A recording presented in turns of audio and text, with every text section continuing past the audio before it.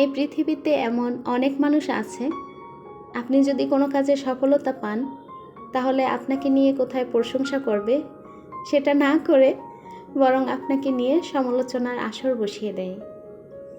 কিন্তু সেই সব ব্যক্তিগণ যদি সেই সমালোচনার সময়টুকু নিজের সফলতার পিছনে ব্যয় করত, তাহলে হয়তো বা এই পৃথিবীতে সফল ব্যক্তির সংখ্যা আর একটু হলেও বেশি হতো। হ্যালো এভরিওয়ান, আসসালামু আলাইকুম, welcome back to my another new blog. সবার কী অবস্থা, কেমন আছেন? আই হোপ সবাই ভালো আছেন, সুস্থ আছেন। সেই প্রতিদিনের মতন আবারও আমি আমার সংসারের কিছু কাজকর্ম, সেই সাথে রান্নাবান্না আর কিছু কথা আপনাদের সাথে ছোট্ট ছোট্ট আকারে তুলে ধরার জন্যই চলে এসেছি। আশা করছি আমার আপুরা খুব ধৈর্য সহকারে ভালোবেসে আমার ভিডিওটার A to Z সাথে থাকবেন। এই যে কাজগুলো দেখতে পাচ্ছেন না, এগুলো কিন্তু প্রতিদিনের কাজ, এগুলো চলতেই থাকবে।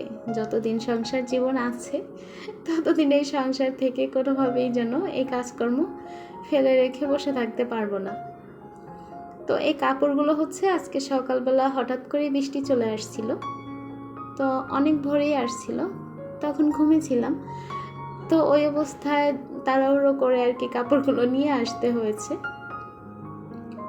তো কাপড়গুলোকে তখন বিছানার উপরই সবসময় রুমে নিয়ে আসি, আর তখন হচ্ছে ওই অবস্থায় সকালবেলা সবাই ঘুমিয়েছিল, যার কারণে এক দৌড়ে এসে এখানে সোফার উপরে কোনোভাবে ফেলে রেখেছি। তো যেহেতু খালা আসবে একটু পরেই, দেখা যায় যে 11টা-12টার দিকে খালা চলে আসে।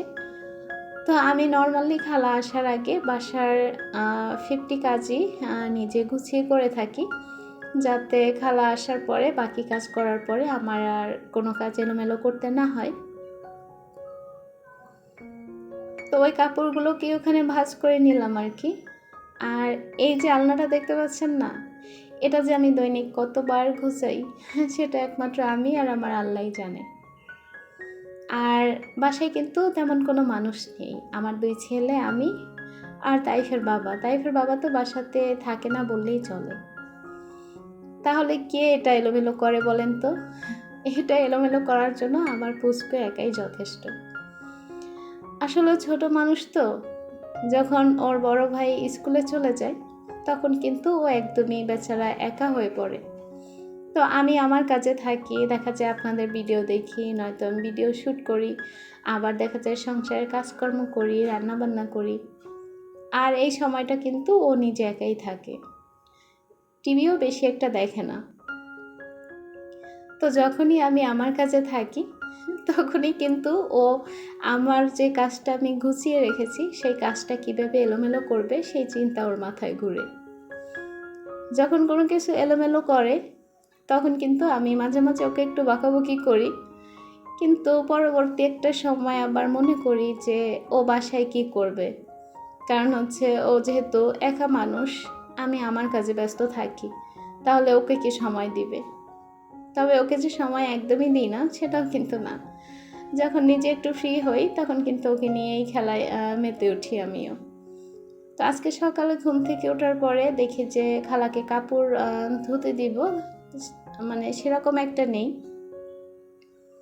তো এই জন্য ভাবলাম যে আমার বেডরুমের যে জানালায় 2টা পর্দা আছে, তো ওই 2টাই আর কি পরিষ্কার করতে দিয়ে দিই। আমার কাছে মনে হয় কি যে জানালার যে পর্দাগুলো, ওগুলো যদি একটু ধুলো ময়লা জমে তাহলে মনে হয় রুমের মধ্যে বাতাস প্রবেশ করতে পারে না, চেপে ধরে। আমি জানি না সবার এটা মনে হয় কি না, তো সেটাই দিয়ে দিচ্ছি। আর ওই রুমটাতে যে পর্দার কাপড় আছে ওটা কয়েকদিন আগে ধোয়া হয়েছিল, এই জন্য ওটা আর দিতে গেলাম না। আর এমনিতেও খালাকে বেশি কাপড় দিই না, কারণ বেশি কাপড় দিলে দেখা যায় খালার মনটাও খারাপ হয়ে যায়। এটা স্বাভাবিক, একটা মানুষ তো অনেক বাসায় কাজ করে, তখন যদি দেখে যে শুধু কাজ আর কাজ, কাজের পাহাড় জমিয়ে রেখে দিচ্ছে, তখন কিন্তু স্বাভাবিক একটা মানুষের মনটা একটু খারাপ থাকে। আমরা নিজেরাই নিজেদের কাজটা করতে পারি না, আর সে একটা মানুষ হয়ে এত মানুষের কিভাবে যত্ন আত্তিক করে। তো এই জন্য আর সেরকম বেশি কিছু দিলাম না। তবে শুধুই যে 2টা কাপড়ের পর্দার কাপড় দিয়েছি এমনটা কিন্তু না, অন্য একটা ওয়াশরুমেও আমি টুকিটাকি কিছু কাপড় গুছিয়ে রেখেছি, সেটাও দেখা যায় যে সাবান দিয়ে পরিষ্কার করে দিবে। তো এই যে রুমে ওয়ার্ড্রোবটা দেখতে পাচ্ছেন, এটা RFL এর। আমার রুমে যেহেতু একটা কাঠের ওয়ার্ড্রোব ছিল, তো ওটা তো একটু গরমিল ছিল, যার কারণে আবার চেঞ্জ করার জন্য রিটার্ন পাঠিয়ে দিয়েছি। কবে দিবে সেটাও ঠিক জানি না, তবে যেহেতু ওটাকে আবার তাদের কাছে রিটার্ন দিতে হয়েছে, এই জন্য একটু সমস্যায় আছি। দেখবেন বাসায় কোনো ফার্নিচার নিয়ে আসলে সেটা আপনি ইউজ করা দিবেন, তো হঠাৎ করে যদি সেটা আবার হাত থেকে সরে যায় তখন কিন্তু একটু সমস্যায় পড়তে হয়। তো আমারই সেরকমের একটা সমস্যা হয়েছে। তো ওই ওয়ার্ড্রোবের ভিতরে যে কাপড় চোপড়গুলো রেখেছিলাম, তো দেখা যায় কি যে ওই কাপড় চোপড়গুলোকে এখন আমি এখানে ওখানে নানানভাবে ছড়িয়ে ছিটিয়ে রাখছি। তো এই জন্য একটু সমস্যায় পড়তে হয়েছে আর কি। আর এই যে দেখছেন ক্লিনিংয়ের যে ব্যাপারটা, এটা কিন্তু প্রতিদিনই করতে হচ্ছে, প্রতিদিন তো আর শেয়ার করা হয় না, যেহেতু মেইন রোডের পাশেই একদম বাসাটা। তো এই জন্য পরিষ্কার করার ইয়াটা একটু বেশিই থাকে, সবসময় পরিষ্কার করতে হয়। দেখা যায় সপ্তাহে যদি 1 থেকে 2 দিন হাত না লাগাই, তাহলে পরবর্তী একটা সময় দেখা যাবে ফার্নিচারের জায়গায় থাকবে না।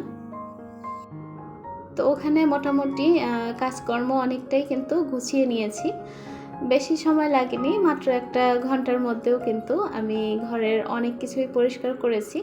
সেই সাথে আরও কিছু কাজ করেছিলাম, সেটা আর আপনাদের সাথে তুলে ধরিনি। তো তারপরে হচ্ছে ছেলের সাথে কিছুটা টাইম দিয়েছি, আর এখানে সোজা কিচেনে চলে আসলাম। তো আজকে হচ্ছে কবুতরের মাংস রান্না করব।